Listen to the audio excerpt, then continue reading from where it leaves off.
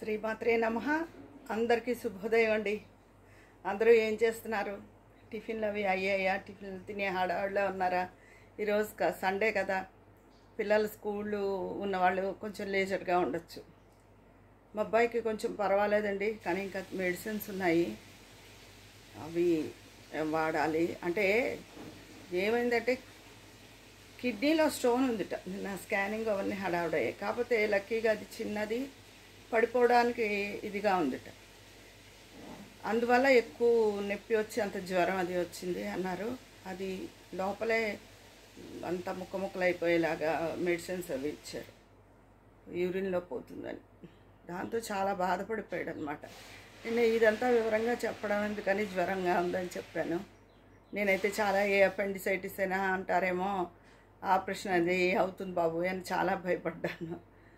కానీ భగవంతుడి దయ వల్ల చెప్పాను కదా, ఆ భగవంతుడిని సదా నమ్ముకుని ఉంటే గొడ్డలతో పోయి ఇది గోటితో పోయి ఇలా చేస్తాడని అందరికీ కూడా నేను చెప్పేది అదే. మీకు తెలియదని కాదు, ఎవరైనా ఒకళ్ళు మనకు ఏదైనా చెప్తే అది ఓదార్పుగా ధైర్యంగా అనిపిస్తుంది, మనం ఒక్కళ్ళం అనుకునే కన్నా. అందుకు తర్వాత నిన్న లక్ష్మీ పద్మావతి గారు, మీరు బాధపడకండి, ఎవరన్నా మాటలు పట్టించుకోకండి, ఇలా మీదే పెత్తనం అని అంటే, ఇది నేను నా ఒక్కటిగా విషయంగా నేను చెప్పలేదండి. ఇదేంటి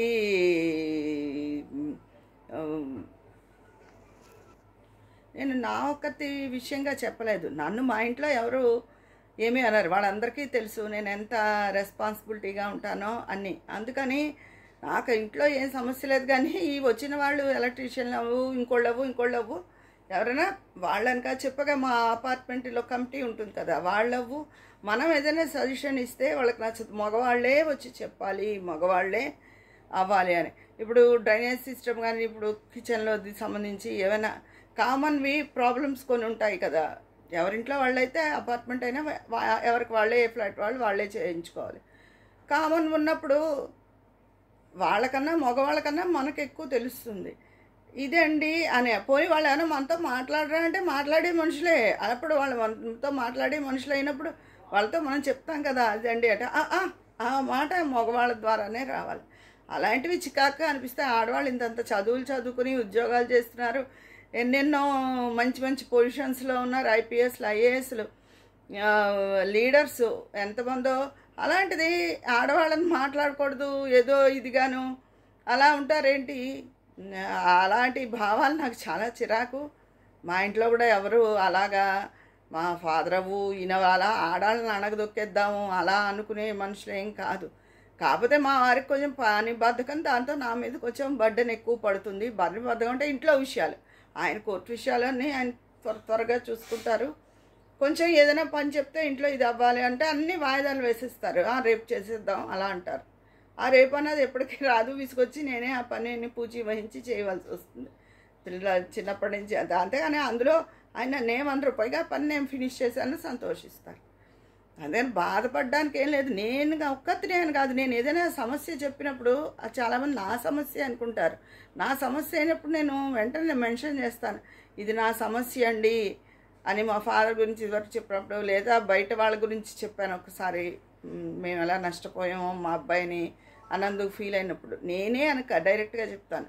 ఇలాంటి జనరల్గా ఉండే సమస్యలు చాలామంది ఇళ్లలో, చాలామంది ఆడవాళ్ళ దగ్గర నేను చూశాను. చదువుకుని ఉండి, ఎంతో తెలివితేటలుండి, అన్నీ చక్కబెట్టుకున్న ఆడవాళ్ళని కూడా మాట్లాడనివ్వద్దు అంటే వాళ్ళ ఒపీనియన్ చెప్పకుండా వాళ్ళు అలాగే ఉండిపోవాలా ఇంటి చాకరీకే అని చిరాకేసింది నాకు. అది ఇప్పటి పిల్లలు అలా ఒప్పుకోవడం లేదు.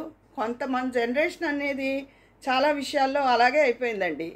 అటు పిల్లలకి పెద్దవాళ్ళకి మధ్య నలిగిపోవడం, బయట వాళ్ళ దగ్గర కూడా మనకు అన్నీ తెలిసినా కూడా చెప్తున్నాను కదా, ఇప్పటి రోజుల్లో వాళ్ళు తెలుసనే అనుకుంటున్నారు. మా రోజుల్లో మేము చాలా తెలివితేటలుగా ఉండేవాళ్ళం, చాలా మంచి బుక్స్ చదివేవాళ్ళం. ఇప్పుడు అసలు బుక్స్ చదివే ఇదే వరకు ఉంది. పుస్తకాల అలవాటు ఎప్పుడైతే ఉందో, మంచి మంచి బుక్స్ చదివే అలవాటు, వాళ్ళ బుర్ర వికసించినట్టు నేను గొప్పగా చెప్పట్లేదు. పుస్తకాల అలవాటు లేని వాళ్ళది కూడా అలాగే అవుతుంది. మా ఫాదర్ కూడా ఏం తోచదు అనడానికి ప్రధాన కారణం, మా అమ్మకి ఎంత పుస్తకాలు చదవడం అలవాటు ఉందో ఆయన అసలు ఏమీ చదవరు. లేకపోతే చక్కగా ఏ భగవద్గీత ఏదో పుచ్చుకుని రోజు కాసిన 2-3 పేజీలైనా ఒక అధ్యాయమైనా కనీసం చదివితే ఆయన మనసు ఇంకోలా ఉంటుంది పీస్ఫుల్గా. ఆయన ఏం తోచదని పిచ్చి సీరియల్స్, అసలు ఆ పిచ్చి సీరియల్స్ చూడదగ్గవే కాదు, అదంతా నెగిటివే అట్లా ఉండేది.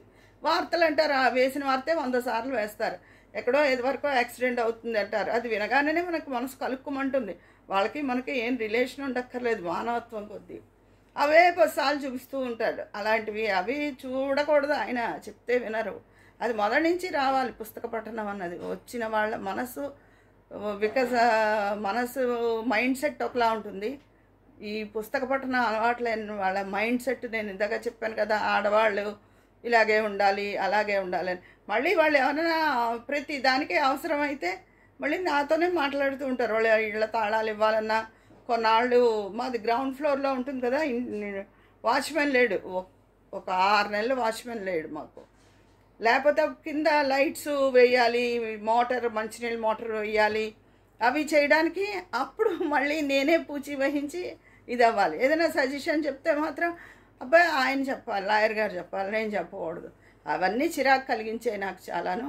నా పర్సనల్ ప్రాబ్లం అయితే ఇప్పుడు ఇది నాది అని నేను చెప్తాను. కొన్ని జనరల్గా చెప్పి అవన్నీ నేను పడుతున్న బాధలు కాదు, చాలామంది ఆడవాళ్ళు ఇలాంటివి ఫేస్ చేస్తున్నారు అన్న ఉద్దేశంతో నేను చెప్పాను. అది ఇంకా ఈ రోజుల్లో కూడా ఆడవాళ్ళని ఇలా అణగదొక్కేద్దాము అని చూడడం, ఇవన్నీ ఏంటి అసలు? ఒకవేళ వాళ్ళకి తెలుసా పెత్తనానికి బాధ్యతకి తేడా వాళ్ళకి తెలుసా అన్నది నిన్న నేను చెప్పదలుచుకున్నది అదే. ఈ లోపల హాస్పిటల్కి వెళ్ళాను, హడావుడిలో సగంలో ఆపేశాను. తర్వాత ఇది విషయం అని చెప్పాను. మా అబ్బాయి విషయం అయితే ఇది. పోన్లేండి, వాళ్ళు పిల్లలిద్దరూ, మా చిన్నకోళ్ళు మా చిన్నబ్బాయి వాళ్ళిద్దరూ అక్కడ ఉండగా మన రాత్రి వాడు పడ్డ బాధ అయితే అంతా ఇంత కాదు, నొప్పితో గిలగిల్లాడిపోయాడు. నేను ఎప్పుడూ చూడలేదు వాడు అంత బాధపడ్డాడు. జ్వరం, వామిటింగ్స్ అయిపోతున్నాయి. ఇది అక్కడే వాళ్ళిద్దరూ ఉండగా అయితే చాలా కంగారు పడదురు, ఇంకా చిన్నవాళ్ళే కదా. పోన్లే ఇలా వచ్చారు కదా, మా తోడుకోళ్ళని చూడడానికనే వచ్చారు వాళ్ళు మాతో పాటు విజయవాడ. ఆ సందర్భంగా వచ్చారు. పోనీ ఇక్కడ మేము పెద్దవాళ్ళం ఉండడంతో అంత ఇది అనిపించలేదు. లేకపోతే మాకు ఎలాగో వెళ్తామనుకోండి, ఇక్కడ మనకి రాజమండ్రిలో మా ఫ్యామిలీ డాక్టర్ గారు చాలా చక్కగా చూస్తారు, మంచి సజెషన్స్ ఇస్తారు.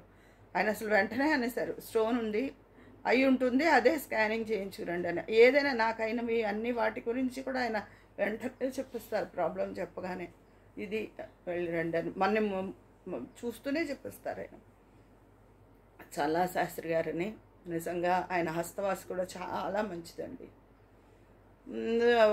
అక్కడ వైజాగ్లో కొత్త డాక్టర్స్ అవన్నీ మళ్ళీ అక్కడికి వెళ్ళి కాకుండా ఇలా అయిందని కొంచెం ఇది అనిపించింది. పైగా అది వెళ్ళిపోతుంది అన్నారు, దానివల్ల కొంత మనశ్శాంతిగా అనిపించింది. ఇది ఏదైనా సమస్యని చెప్తున్నాను కదా, నాది అన్నప్పుడు నాది ఈ సమస్యని చెప్తాను.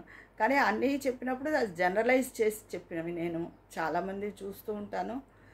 వాళ్ళందరూ కూడా ఇలాగే సఫర్ అయితే అలా చెప్తూ ఉంటాను. మీరందరూ కూడా పుస్తకాల పఠనం అలవాటు చేసుకోండి. మంచి మంచి బుక్స్ మీకు నెట్లో కొడితే ఎక్కడ అన్నవి దొరుకుతాయి. ఆ పుస్తకాలు ఎక్కడ దొరుకుతాయని ఉంటాయి.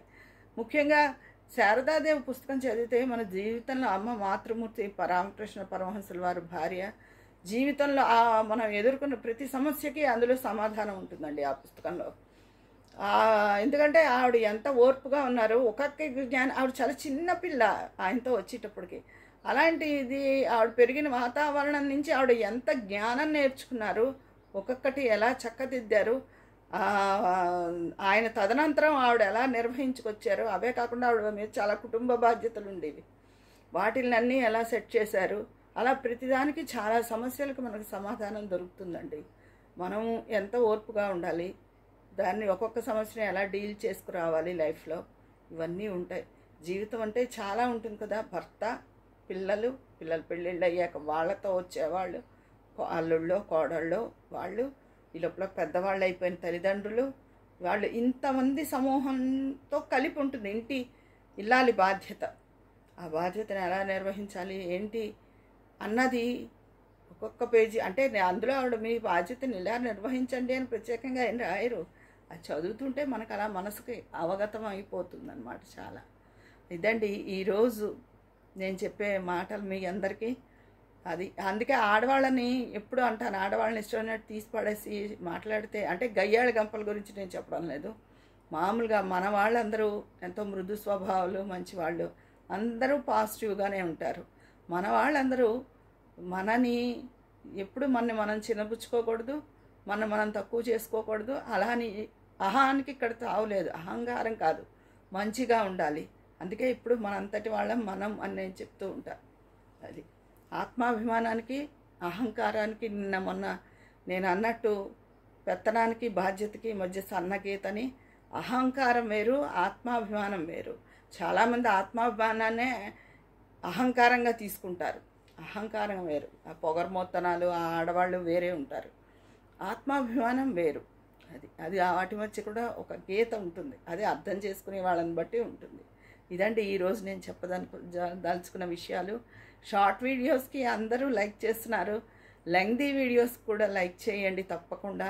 ఎందుకంటే నేను చెప్పే కంటెంట్ ఎవరికైనా అందరికీ రీచ్ అయిందనుకోండి, మన ఆడవాళ్ళకి, అందులో ఏ కొంతమందైనా వాళ్ళకి నచ్చితే నాకు బాగుంటుంది. రీచ్ పెరిగితే వాళ్ళకు కూడా ఏదైనా సలహా దొరకచ్చు కదా, వాళ్ళు కూడా అలా ఆలోచిస్తూ ఉంటే. అందుకని లెంగ్దీ వీడియోస్ కూడా తప్పకుండా అందరూ లైక్ చేయండి. మీ అభిప్రాయం కామెంట్ బాక్స్లో తెలియజేసేయండి. మరి అక్కడ మాట్లాడుకుందామా? ఏదైనా మీరేం ఫేస్ చేస్తున్నారు, మీ ఇది ఏంటి అని కూడా చెప్పండి నాకు. ఉంటాను మరి. మీ స్నేహితురాలు మీ అభిప్రాయాల కోసం ఎదురు చూస్తూ ఉంటుంది. మీ విజయ పన్నాల.